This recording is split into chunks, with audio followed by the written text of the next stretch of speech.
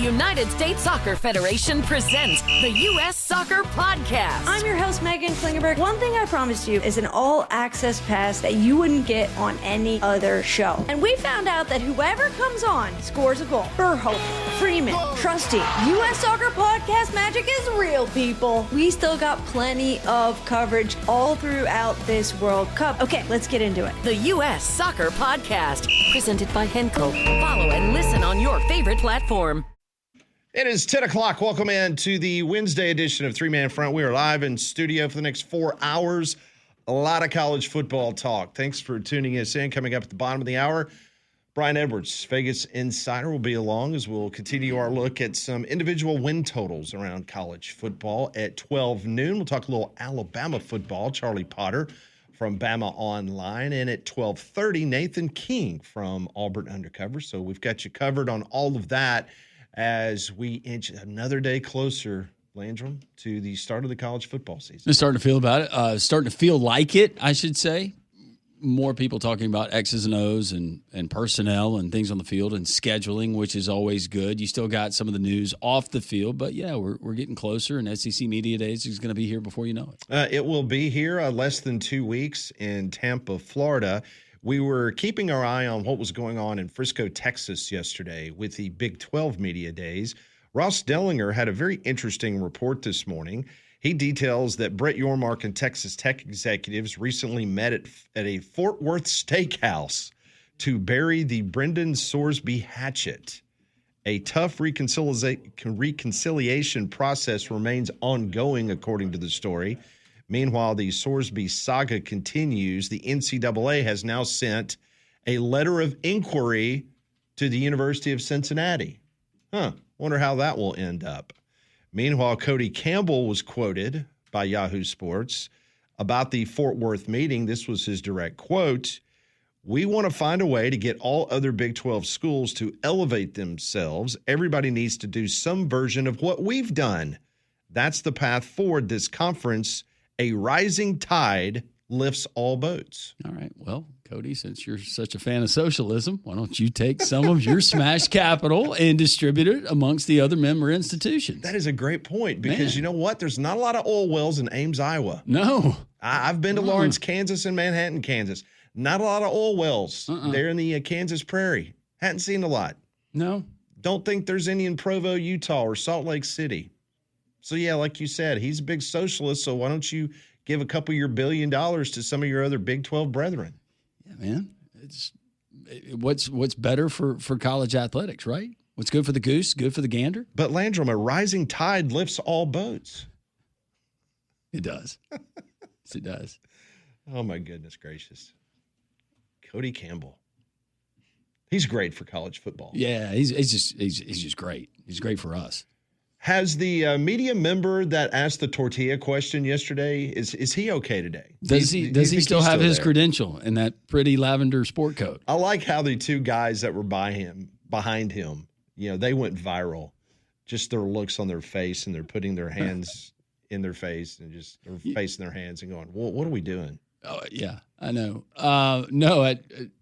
Can you imagine being the server at that steakhouse? That would be really cool because I'm imagining they got a private dining room. Like I bet the tip was really nice. I bet it was, but just you're going in and you're refilling the water glasses, some of the conversations that are I going can just on. imagine. I don't think Yormark. Yormark is probably a salmon guy and a salad. Yeah. Meanwhile, Cody Campbell and everybody else, they got these tomahawk steaks. It's like 15 pounds. Yeah, Yormark goes in and he goes away from the beef and he goes, give me the cedar plank salmon. Yes, that's what he's doing. And a salad. Salad. No dressing. No dressing, just a side salad. I don't need any bread. Meanwhile, Cody and the rest of the Texas Tech boys, they got tomahawk steaks and they're just like going to town. Big old bottle of red wine. Loaded baked potato. Yep. Let's get the Mara. Never had it. Here, it's really good. And we're doing dessert. We're doing lava cake, Bring baby. the seafood tower. We're doing it all. That'd be a great dinner, knowing who was there and who was going to be paying for it. I just want to know if the Texas Tech behind-the-scenes cameras were there. I just want to know if they were there in the steakhouse. I hope so. Speaking of Tech, do we have that yet? Just let me know when we have that. Okay. Joey McGuire was on our pal show David Smoke, The Smoke Show. The Smoke Show was live there in Frisco, Texas yesterday. Great watch, great listening. Those guys do a tremendous job. David Smoke and his brother Craig Smoke. This is Joey McGuire with David Smoke. Take a listen to what he had to say about all of his other brethren in the coaching industry and maybe a little bit of motivation coming up this season for Texas Tech.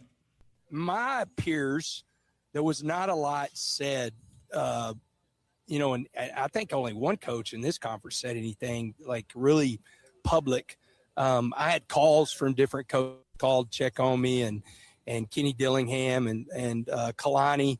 I really felt, because I thought our president and really Kirby caught so much fire from their peers, and I hate that. As far as the fire that we caught as a team, Urban Meyer said it last year, a good team is a really pissed off team, an angry team. And sometimes you got to make stuff up. We're not going to have to make anything up this year, and so that will be a topic used behind doors to get guys ready if we need to push another button. Why would they be pissed off? A guy bet on football. I mean, how is that going to be motivation in the locker room? Whereas the rest of America was like going, you should not be betting on your own football team. You shouldn't play. Like, how is that motivation for the rest of the Texas Tech team? And he's going to have that in his back pocket. And if he needs to pull it out during the season behind closed doors, he will use that as motivation. I'm like you. You frame it. You try to do it any way you can. We see it with coaches, I guess, during the season when you're playing a lesser opponent. Then you find a way to just look at you, and you're not looking at the opponent, and you find things to worry about. I guess that's where he's going. You got to tap into it somehow and use it as a positive. Nobody believes in us. We're still the favorites in the conference, but nobody believes in us. But the key is, he can sell that message. He can talk about it, but your players have to receive it, and they have to genuinely believe it. I don't think any of these cats do. Well, he went out of his way during this interview, and it was a great interview by David Smoke and his brother Craig, and they talked about a lot of different things, including why did Sorsby become their number one target? And obviously, they said that if there had not been the injury at the quarterback position, that they would not have gone down that road to even think about getting him. And so, he kind of pivoted a little bit. He didn't answer a lot of really tough questions. He did say that they're committed to helping Brendan Sorsby, which that has been said in public print before. Sorsby's girlfriend plays softball or volleyball, one of the two, for Texas Tech. And so he believes that they're about to get engaged. They'll be married soon. But Sorsby has been working out in Dallas with a personal trainer. And so, but they said that Sorsby has full access to the Texas Tech football facility, whether he wants to come work out, whether he wants to come look at film, whatever the case may be. He has carte blanche to come there and do whatever he needs to do.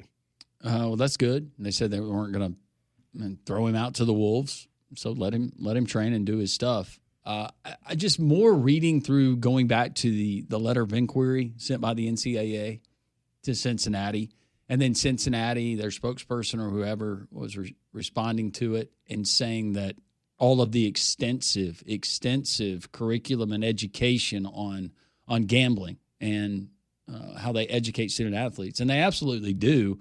Those are implemented across all colleges and universities across the country. I know that because I work with the NCAA, but just reminding me just how defiant he was, just how defiant Brendan Sorsby was during this whole process leading up to all of these things and the reports coming out about the extensiveness of his gambling. I mean, he turned his nose up at the rules. He was defiant, and I have a hard time finding pity on Brendan Sorsby based on that. I wish him well. I don't want him to starve. I want to know if on a hard drive somewhere there's a Brendan Sorsby Monster Energy commercial that was going to run all season long that they're not, we got to can this. Yeah. We can't really use this anymore. Because I imagine that deal probably took a little while for them to get that implemented. It's like, hey, let's put our star quarterback front page with Monster Energy. And I'm like, I can't use that one now. And the final thought on Sorsby, and going back to what you said, Landrum, it was also, if you go back and you follow all of his public statements about this whole situation, it wasn't until the very last one before he actually apologized. Every other statement had to be about, I'm seeking help, I'm doing this, I'm doing that, but he never apologized until the very last statement in regards to, or thanking people, for helping him. Do you think that's his legal counsel, though, telling him not to? Because maybe that muddies the water a little bit if you start apologizing for things and admitting. Well, it also comes wrong. to just common decency as a human being, to be able to say you're sorry. I mean, forget about what an attorney is telling you, whatever the case may be. But so we'll continue to monitor Big 12 media days. If Joey McGuire is playing the victim card, let's turn this into we're the victims. I don't think that's a very good example or lesson to be teaching to the other guys that can see right through it, and they know exactly what Brendan Sorsby did. And, I mean, he named all these coaches that called him, it was Dillingham, Sataki, and all these guys. And I'm just sitting there going, let's turn the table, because Joey McGuire is a loudmouth. And let's just turn the table for a second. And let's just say, I don't know, name the school. Say Dave Aranda and Baylor. They were going after a quarterback. Same situation. Do you think Joey McGuire is going to sit there and publicly support someone right down the road in Waco to play a quarterback that had admitted betting on his own football team? No. I just... That's the whole the farcical aspect to all of this is him trying to, one, play the victim as the head coach of Texas Tech, but now to try to tell everybody in the world that we're going to use this as motivation because everybody was against us. Yeah, everybody was against you because it was wrong. There's no gray area here. And by the way, Cincinnati, if you knew that it was going on and you were alerted to this, they should be as they hammered. reported back in August of 2025, your butt should get, No question. you should be involved as well. Yes. This is not just we're picking on Texas Tech. This is, I mean, he also said, a lot of people threw out the word integrity during this process, but they were all yelling and screaming, look at yourself in the mirror. Come on, Because man. if you had stepped in and you had done the right thing, if you were alerted to this in August of 2025, we wouldn't have had to rehash all of this crap for the last 4 months. True. And we'd be actually talking about who could potentially win the Big 12 as opposed to this. But anyway, that was yesterday at Big 12 Media Days. Today, the teams that will be in attendance, Arizona, Cincinnati. It's interesting that the letter of inquiry got out, on the day that they're at Big 12 Media Days. Iowa State, Kansas State, TCU, Utah, and West Virginia. Speaking of Kansas, they made news this morning. It appears the sponsor patch is the big story in college football. I just wonder if you're going to see more of that at ACC Media Days coming up next week, or SEC or Big Ten Media Days. Kansas announced this morning a cryptocurrency ad is going to be on their jersey, both not only for football, but men's basketball, women's basketball, baseball, softball, track and field. Everything is going to have a cryptocurrency logo on the Kansas Jayhawks jerseys. No, I like the way Kansas is thinking. Seems like crypto, there would be some good loot in that. It's just funny because I've never heard of this. I know Bitcoin, and I don't understand it. I don't either. I've never really understood it either. But I just Googled XRP cryptocurrency, and the first story that pops up is XRP slides down to $1.08 as demand cools off for the cryptocurrency. Oh my goodness! It has to be like a Kansas grad, right? Probably. I would assume. What is it's Ripple, right? Yeah, By Ripple. I think that's the parent company. It was just like a few years ago. Do you remember when all Major League Baseball umpires wore what was the cryptocurrency? Something TX. They're the ones that got in like serious trouble. Oh yeah, yeah. Mm-hmm. Remember that? Yep. The founder of that ended up in prison. Yeah, I think. Yeah. I watched that on a flight. Mm-hmm. I had it going for a while. Yeah, they were a huge sponsor. I mean, all Major League Baseball umpires had their logo on their hats. Who was it? Brad Garlinghouse. He went to Harvard Business School and the University of Kansas. He's from Topeka. There you go. There we go. Doesn't take long to figure that association. So Kansas now joins the growing list of schools that will have a sponsor patch on their jersey. It'll look a little CFL-y. but that's fine. So they're going to have, it looks like a red XRP patch, a green Monster patch on a blue Kansas Blue jersey. So I tweeted this out this morning. I'm going to send it to you because I know you were in meetings this morning, Conrad. But take a look at this that I tweeted out. This is my rendition of what I think the Big 12 logo is going to look like on their jerseys. What do you think? Landrum like it. Yeah. That was kind of what All I was things thinking. considered, that's the best. Yeah. The announcement yesterday, and I was trying to figure out how you could take the monster claws and incorporate it into the XII. But right there, I like that. Yeah, I don't hate that. That works. I did not realize this till I was doing a little research. Do you realize that the NCAA approved that you can have 2 sponsor patches? Interesting. So in the Big 12, you can have 3 with the Monster? You could have that. Doesn't count as one of them? And that you could have that, and then you could have the schools could sell Do you have 2. to put it on a jersey? Can you put it on the breeches? It says Division I schools are permitted to sell ad space for up to 2 commercial patches on team uniforms during the preseason and regular season. Teams can also sell an additional patch on uniforms specifically for conference championships. The NCAA has implemented specific regulations. It needs to be 4 square inches. The placement, the exact locations are determined by sport-specific committees. The manufacturer logos for the uniforms, they are allowed. They do not count. So Adidas, Nike, Russell, whoever is your uniform manufacturer, that does not count against your sponsorship patches. Now, during NCAA championships, commercial patches are not currently allowed during official NCAA championship events, such as March Madness. So everything you see during the regular season, they have to come off for March Madness. Interesting. Now, the college football playoff is not run by the NCAA, so that's the exemption. That's the exception. That'll be up to the college football playoff Correct. to make that decision. God, those look crazy, though, because you're already going to have the playoff patch on there and the everything. Oh, my gosh. Yeah, I mean, it's NASCAR. We talked about it yesterday. Yeah. I mean, It's gonna that's be crazy. exactly what you're I mean, you getting. get jockey to you put the sponsor down there.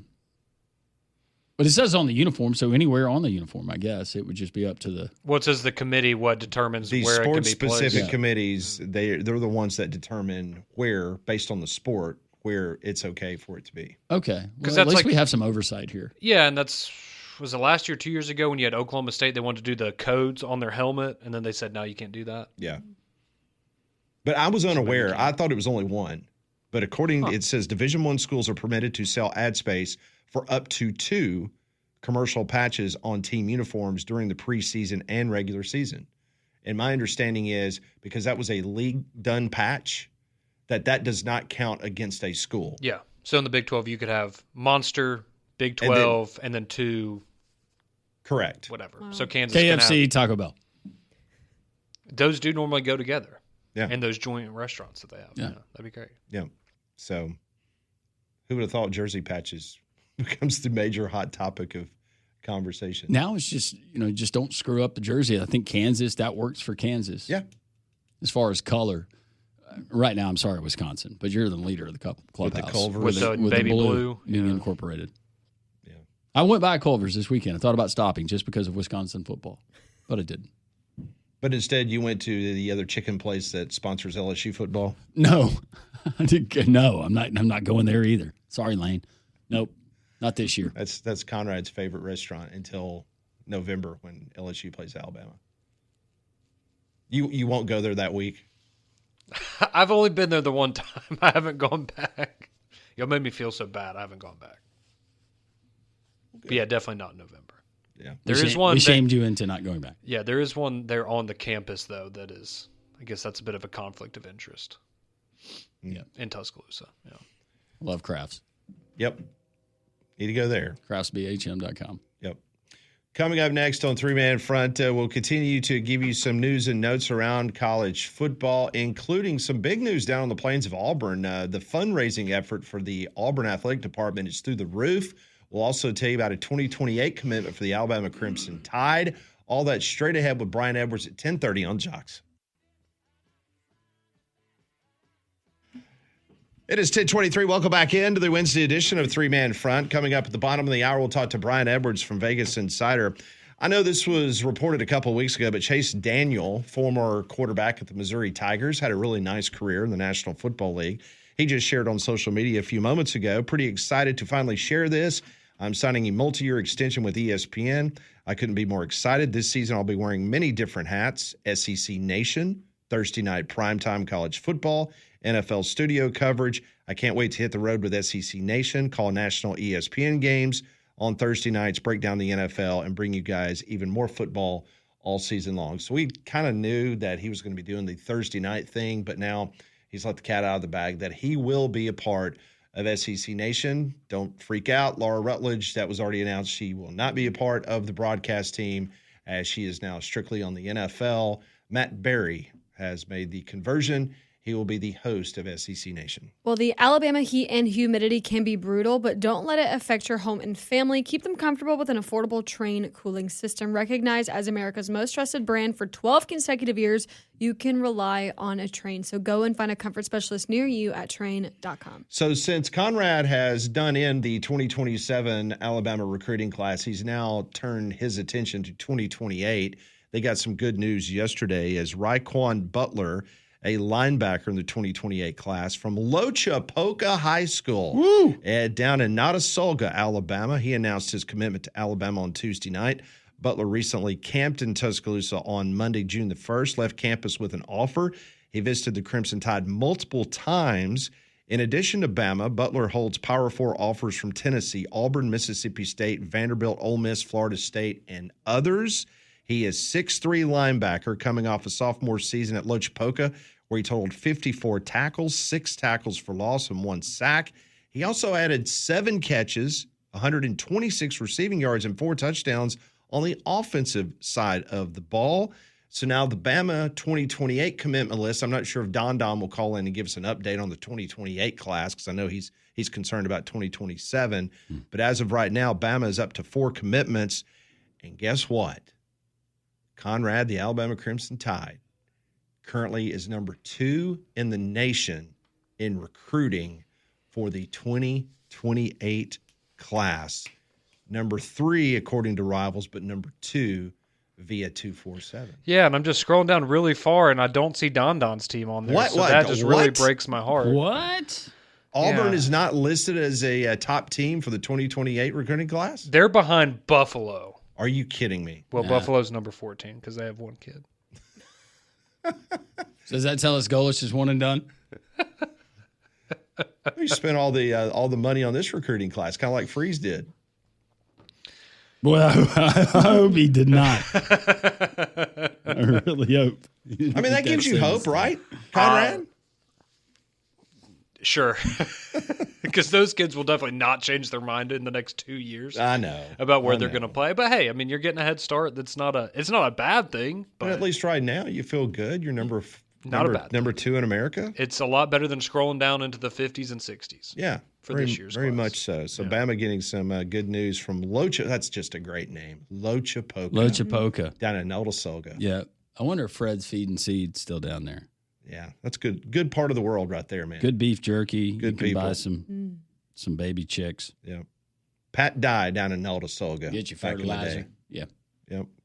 Also on the Alabama front yesterday, this is in the basketball. Alabama point guard commitment Anderson Diaz has announced that he is going to reclassify for the 2026 class, allowing him now to join the Tide program for the 2026-27 season. Diaz was previously considered one of the top prospects in the 2027 recruiting class. He committed to Alabama back in May of this last year. The Bronx, New York native was rated as a 4-star product. So now you're excited about basketball too, right? Yeah, no, that's a big one there. And I know Brian was, has asked me over the past couple of weeks, what's Alabama doing at their point guard spot? And I guess they thought that the Diaz thing was going to come through, and it did. It is funny though, because a couple days ago, Preston Murphy tweeted out like an AI video of, it's a kid like driving to campus and walking into the gym at Alabama and going, hey, y'all got room for one more? And it was kind of trying to build the hype for the Diaz announcement. But in the video, he looks like Aiden Holloway. So a lot of people were confused, like, so we think this is the Diaz kid, but is this Aiden Holloway? Because they have similar hair, I guess. So Right. yeah, in the AI video, it kind of looked like Aiden Features. Holloway was Well, coming I mean, back. it will be a 1-2 punch with those two guys at the guard position, as long as Holloway does what the court That would be has fantastic. Yeah. appointed him to do. Mm-hmm. If he gets that taken care of, Yep. then Diaz and Holloway is your two guards. I'm not worried about Nate. He takes care of business. Okay. I mentioned Auburn. They announced yesterday, and this is huge. Auburn Athletics and Tigers Unlimited Foundation are tough. They announced a record-breaking $93.1 million fundraising year for fiscal year 2026. That's the largest in department history. It's a testament to the unmatched passion and generosity of the Auburn family. Tigers Unlimited has now achieved fundraising records in back-to-back years. The fiscal year of 25 totaled $87.6 million, exceeded the previous fundraising record of more than $11 million, and that milestone has now been surpassed again in the fiscal year of 2026. Since Cohen arrived at Auburn as their athletics director in November of 2023, Auburn fundraising totals have climbed from $54.7 million to more than $93.1 million. That's an increase of over 70% since John Cohen became the athletics director. And honestly, that's what a lot of important people, that's all they're concerned with. It's not championships. As long as you're filling stadiums and as long as people are still energized to give, you've won. This day in college athletics, you've won. Absolutely. And you gotta have that. If you don't like John Cohen, he needs to stop raising that kind of money. Yeah, I mean, seriously, 70% higher since he's been the athletics director. That's staggering. That won't get you fired. Not at all. Coming up next, Brian Edwards, Vegas Insider, joins the program. This is Three-Man Front on Jocks.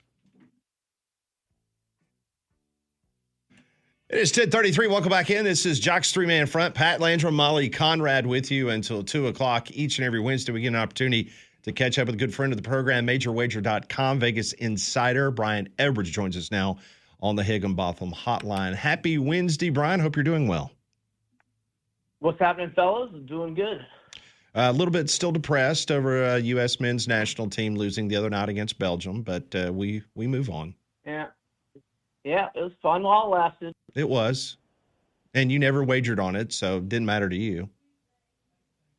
No, I actually did end up putting just a little baby wager on the one last week, which I won, but I gave it back the other night. So. So you felt I all just kinda did patriotic it at and the you last took Team second. USA, didn't you, against Belgium? Yeah. Didn't you? Yeah, I kind of just did it last second because I was at the bar having a few, and seemed like everybody else was betting on it. So I mean, who am I? Who am I to not bet on it with them?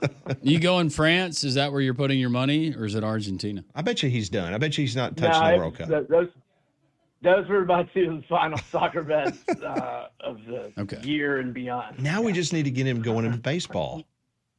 Yeah, he just always just swears off baseball. I want one charity pick a year. Just one charity. Opening day every year. I think Brian Edwards needs to give us a baseball pick. That's a good idea.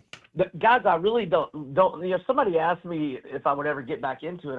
It's too late. I've been out of baseball since. I've paid no attention to it since Chipper retired. I don't even know the names of the guys in the league. I mean, I can name maybe 10 players and all of them. It's all about analytics now, Brian. You don't need to know the players. Just take a look at the splits. That's all you need. A lot of guys' names end in A. Yeah. That's all you need to know. A lot of vowels. Yep. All right, let's talk football. Big 12 Media Days going on out in Frisco, Texas. And a lot of consternation whether Texas Tech is still the team to beat in the Big 12. So let's talk about some Big 12 win totals. Let's start with the Texas Tech Red Raiders. What do you say about that team from Lubbock? So even without, we've obviously, no Sorsby, and we really don't know when Will Hammond's going to be ready. So it's probably going to be this guy, Kirk Francis, for parts of September. He started 12 games the last 3 years at Tulsa, 3,045 passing yards, 18-13 TDI and T ratio. So he's not that great. But I like Will Hammond, but he tore his ACL. I'm going off on memory here. I think it was October 25th. So we don't know when we're going to get him back, which is not a problem against Abilene Christian at home or at Oregon State in week 2. But I like Willie Fritz's team a lot. and Houston comes to Lubbock in week 3. And if it's Kirk Francis, I certainly give Houston a chance to win that game. But outside of that, like I marked them 9-0 with 3 swing games. The other swing games, I've got at Oklahoma State and at Baylor. They don't play BYU in the regular season, so that's good for them. But, I mean, they should win at Oklahoma State and at Baylor, but Oklahoma State's going to be one of the most improved teams in the country, and they're going to have a juggernaut of an offense. Now, on the defensive side, I don't think they're going to be very good. I think the Pokes are going to be like Arkansas last year, a good over team. They're going to score points, and they're going to allow plenty of them. But that's not what we're supposed to be talking about. We're supposed to be talking about the Red Raiders. So their win total is 10.5. It was shaded over -220 at last look. So I don't want anything to do with that, although I think it goes over, but -220 is gross. If you do anything with Texas Tech, I would say take them to win the Big 12 championship game at +105. And if they get there, you've got to figure they'll be favored. Let's see, what were they favored against BYU last year? 12.5. But, you know, we don't know if they're going to be as good as last year because of the quarterback situation. Yeah, and that's a big part of it. And going back to what you said about Houston, I don't think enough people paid attention. Willie Fritz, the job that he did when he was at Tulane, but going over to Houston in year 1, he goes 4-8. Last year follows it up with 10-3. They got experience at quarterback. Could Houston be that maybe that dark horse, that sleeper out of the Big 12? Yes, I think so. I love their quarterback, Connor Wegman. I thought they did a really good job in the portal. I mean, not like if you look at 24/7 Sports, it only has them as the number 50th ranked transfer-specific class. But I love the guys they got in the portal. They got Shadre Hurst, who was with Willie Fritz at Tulane. He started 37 career games. He's a first-team All-AAC the last 2 years. That's just at left guard. And then they got Anthony Boswell at center, a first-team All-MAC selection as a freshman last year. He was the highest-graded freshman offensive lineman in the country per Pro Football Focus. They also got Drew Terrell at right tackle, who was an All-MAC guy at Miami of Ohio. They bring back their best receiver, Amari Thomas, 67 receptions, 966 yards, 12 touchdowns. They also have outstanding cover corner in Will James, second team All Big 12 last year. And, yeah, man, they got 6 starters back on defense. They gave up 22.8 points per game last year. Wegman was fantastic last year, 11 rushing touchdowns, 25-9. TDI&T ratio. They got Mekhi Hughes, who was Fritz's running back at Tulane. Yep. He missed last year. He's a Birmingham kid, by the Oregon. way. He's a Birmingham kid. He went to Huffman High School here in Birmingham. Yeah. Yeah, and he was a stud for Tulane for multiple years before going to Oregon last year. And he actually played a few games, but I think he just wasn't getting enough touches and playing time. So I think he set it down after 4 games. The red shirt, if I'm not mistaken. Man, Mekhi Hughes in that offense? Yeah. I totally forgot he transferred there. Yeah. I like Houston. And so over 7.5, it was -162. Let's see, I've got it right here. It's -170 now, but I know that at least as I wrote it down in my magazine on June 30th, you could bet over 8.5 on Houston for +130 at DraftKings, and you could bet over 9.5 at +300. I think they win at least 9, and yeah, I think they could be a sleeper if they can steal that game at Texas Tech. Where if you're a Houston Cougar, hopefully it'll be Kirk Francis instead of Will Hammond at quarterback, and I think they will have a chance in that game, especially if it's Francis. All right, so when you look at the Big 12 early season, look at who's going to be the top players, first team All Big 12 and all that, BYU is all over the place. I mean, they got a lot of great dudes that's coming back this year. They expect big things. Talk about them, our final look at a Big 12 team win totals. Just tell us about the Cougars, because most people believe that they will end up probably playing Texas Tech again for the title. Yeah, I mean, they're loaded on the defense. They only gave up 19.1 points per game last year. They've got 7 starters back on that side of the ball. Let's see, 5, 6, 7, 8. They've got 9 of their top 12 tacklers coming back. Bear Bachmeier, true freshman last year. You got to think he'll make a a jump and be even better. And he threw for over 3,000 yards last year, and he also runs at 527 rushing yards, 11 touchdowns. L.J. Martin, first team all Big 12 last year with 1,305 rushing yards, 12 touchdowns, 5.5 yards per carry average. Phil Steele's national unit rankings has their O-line ranked 19th, D-line ranked 26th, linebacker ranked 7th, secondary ranked 12th. Yeah, this is going to be a very good team. I look at their schedule. I got them 8-0 with 4 swing games being at TCU, Notre Dame at home, where they're actually a 10.5-point underdog. That seems like too many points coming into altitude. Also marked at UCF a swing game because that's when BYU's coming off Notre Dame and UCF's got 2 weeks to prepare, and then at Utah. But I think they get 2 out of those 4, and their win total is 8.5. So I like BYU over 8.5. It was minus 122 a week ago, but I got it right here.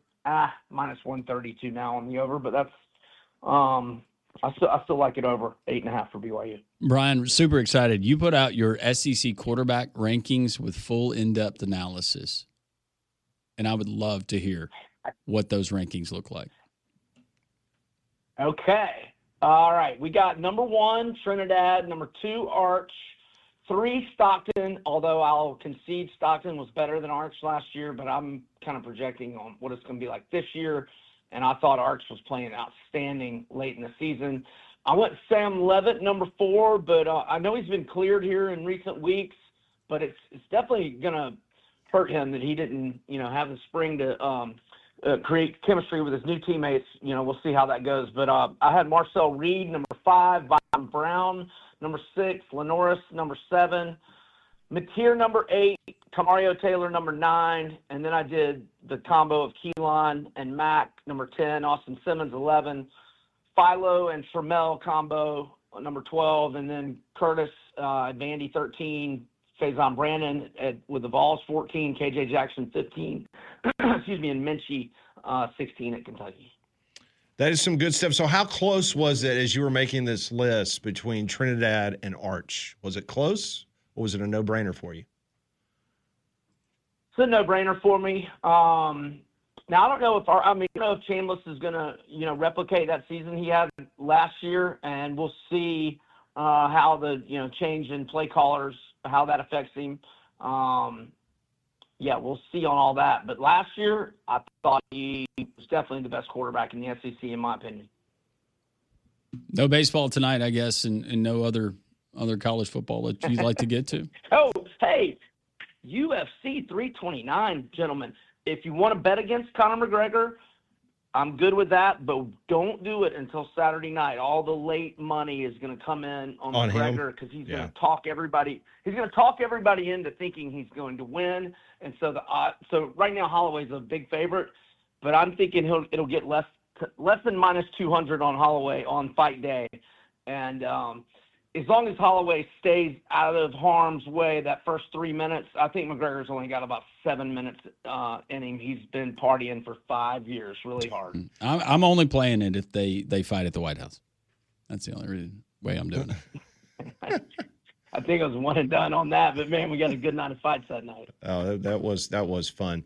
That is Brian Edwards, MajorWager.com. Vegas Insider joins us every Wednesday here on the 3 Man Front. Is this new time frame? Is that working out for you, or do we need to get with your people and work out something else? You sound so fresh. I know. I love it. We have more airtime. We got a tight, compressed little 7-minute window at the other slot. You're like a morning dew. Well, I'll be honest with you. Conrad is the one that pigeonholes you, and Landrum and I have been fighting him for months about giving you more time. Sounds like Conrad. But he was very upset the way you treated him during the basketball season. And so he just said he wanted to put you in your box and wanted to kind of file it away a little bit. But now he's warming up because he believes Alabama's going to be a Final Four contender again this year. So you've impressed me, Brian. Back. Yeah. I thought I'd get tired of you if it was like we got into the 10-minute territory, but you're doing all right. Yeah. Blame Todd Golden, Conrad, not me. That was a long Sunday in Gainesville, wasn't it? That was a very long Sunday, man. That was a rough day for the Tide. Oh, for Bama, yes, indeed, it was. That was. That was bad. Well, listen, have a great weekend now that you got hopefully all those 4th of July folks out of your hair. I know the tourist season will continue on, but now you can go, skinny dip there in the Gulf of America and not have to worry about it. That's right. Thanks, guys. And Conrad, when you make it down, I'll look forward to you not calling me here in next week. So. Thanks, Brian. I look forward to it as well. Thanks, Brian. Talk to you next Wednesday. See ya. Appreciate it. He joined us on the Higginbotham hotline. Higginbotham is your one-source solution for insurance, financial, and HR services. Some of what Brian just told us, who he likes in the Big 12, very interesting how that could affect the college football playoff. We'll get to it next on Three Man Front. Great conversation with Brian Edwards, Vegas insider, about the Big 12 Texas Tech win total over 10.5. Likes Houston. You look at Houston's roster, I see why now. A lot of teams, or a lot of people believe they're top 20. You got a former UAB wide receiver. You got a former American Conference, like all-conference team. Yeah. You got Mekhi Hughes that played at Tulane. He was at Oregon last year. Amari Thomas, who now that's his, I think that's his second season. Second season at Houston? With Houston, yeah. You had another kid off that team that he ended up transferring to Arkansas. But no, and Wegman, Willie Priss is a good coach. Yeah. You know, it was going to take him one year to kind of get things set in place and going over and taking that program over. But 10-3 last year, that's going to be my dark horse. I think Houston. Houston wins the Big 12. Texas Tech right now plus 105 to win the Big 12, according to Vegas. I'm betting against Texas Tech. Going against them. I'm But they got fading them. motivation now. Good. I hope I give them more motivation. It was A a guy in Birmingham that's betting against you. It was a really rough day yesterday for my team and the Braves. It's been a rough month. Cardinals lost a doubleheader to the Brewers last night. We are now 1-7, I think, this year against the Brewers, which is not good when that's the team that's leading your That you're division. chasing, Yeah. Meanwhile, we're 5-1 against the Cubs. Go figure. Meanwhile, the Braves last night, Ryan O'Hearn had a night for the home team. He had 3 home runs, finished with a franchise record 10 RBIs against the Braves. 12-4 was the final. The last 3+ home run game given up by the Braves was last August when Schwarber did it. And so now they did it again last night to the Pirates. Braves have now lost 3 in a row. Series continues today. Grant Holmes on the bump, 3.83 ERA. He will take on Pittsburgh's Jared Jones, who has an ERA of 5.28. All-Star break cannot get here soon enough. I don't even know if that helps this Braves team, but it's been so frustrating and just watching that lead slowly. Philly should have it's down to 2. Philly should have already taken over. I think the Marlins are only 6 games back? Yeah, they're good. Yeah, Braves are going to play themselves out of a playoff spot if they're not careful. They keep trending this way. When is Acuna due back? Good question. I don't know. Guessing after the All-Star break. Okay. Let him rest it a little bit. Hopefully you get some pitching. But get guys that are just performing. Conrad, you guys have set a record the last 2 nights. Thank you, Lindstrom. Well, I wanted to include you in it. Just Frey. We can all. 34 strikeouts in 2 games. That's impressive, right?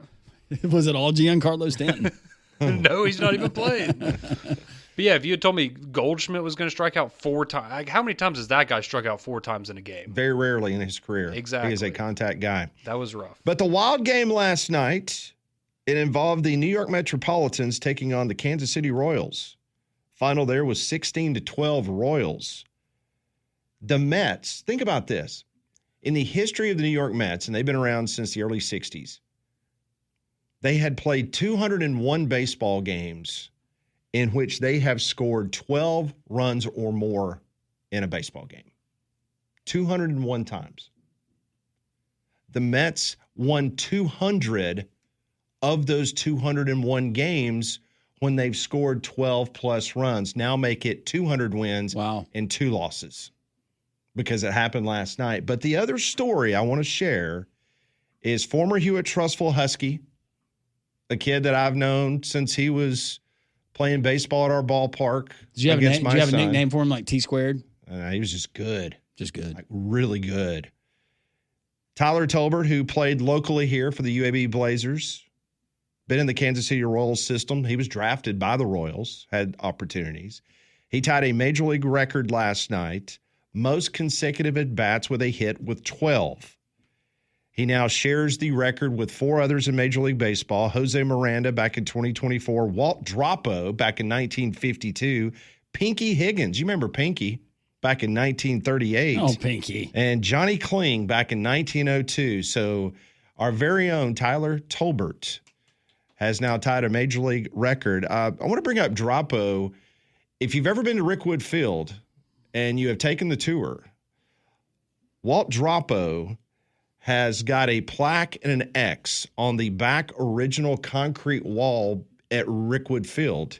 He had a 467-foot home run for the Birmingham Barons back in 1948. And so he shares the record with a hometown kid. Yes. Tyler Tolbert. How cool is that? That Dropo home run, that was pre-Balco, Conrad. Yes.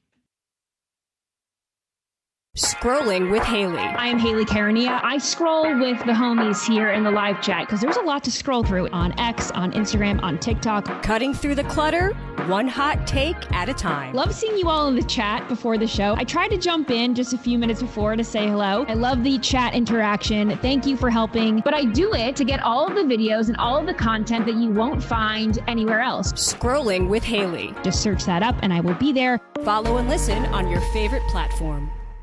The United States Soccer Federation presents the U.S. Soccer Podcast. I'm your host, Megan Klingenberg. One thing I promised you is an all-access pass that you wouldn't get on any other show. And we found out that whoever comes on scores a goal. Burhope, Freeman, Trusty, U.S. Soccer Podcast magic is real, people. We still got plenty of coverage all throughout this World Cup. Okay, let's get into it. The U.S. Soccer Podcast, presented by Henkel. Follow and listen on your favorite platform.